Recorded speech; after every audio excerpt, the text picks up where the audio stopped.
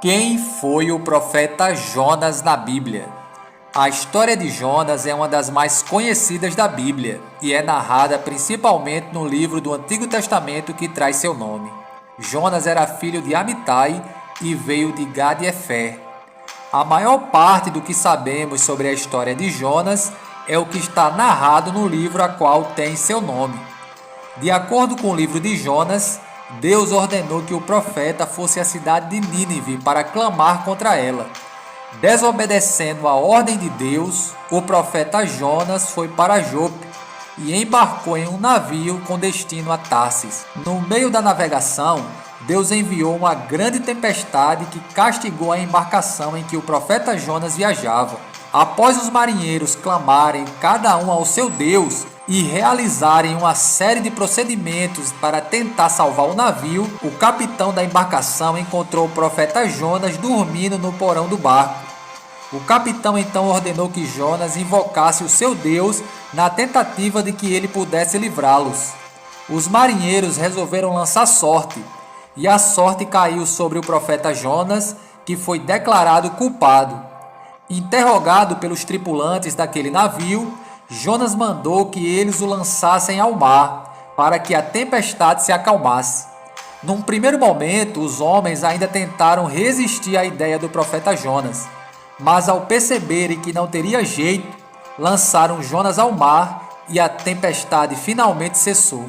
Após ser lançado ao mar pelos marinheiros da embarcação em que estava viajando, o profeta Jonas foi engolido por um grande peixe que o Senhor providenciou.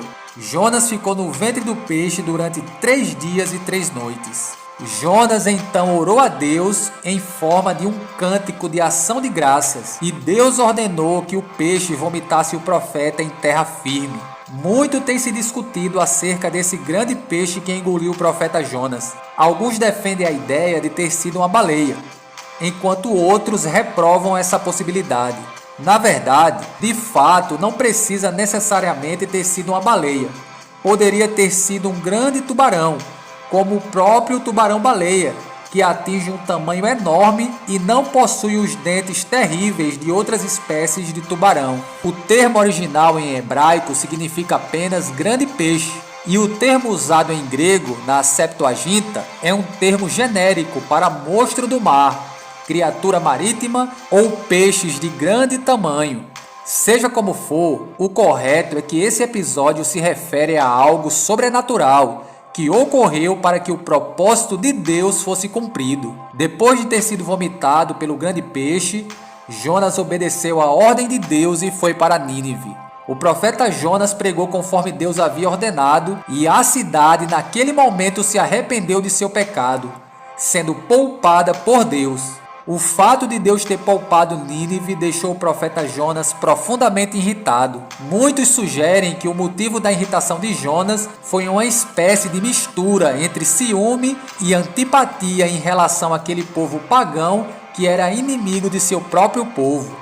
O descontentamento foi tamanho que o profeta Jonas pediu que Deus tirasse a sua vida. Deus então mais uma vez deu uma lição em Jonas.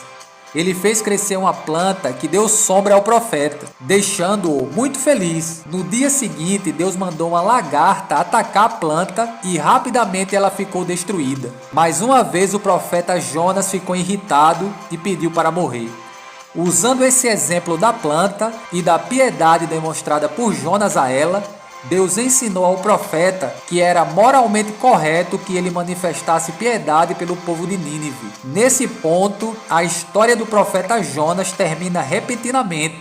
O profeta Jonas é citado no Novo Testamento pelo próprio Senhor Jesus, onde ele faz referência ao período em que Jonas permaneceu no ventre do peixe e o arrependimento da cidade de Nínive através de sua pregação. Essa referência sobre a história do profeta Jonas no Novo Testamento é muito significativa, pois confere a garantia de que os relatos descritos no livro de Jonas são fatos históricos e literais, e não apenas uma fábula com um propósito nacionalista, como alguns comentaristas céticos sugerem.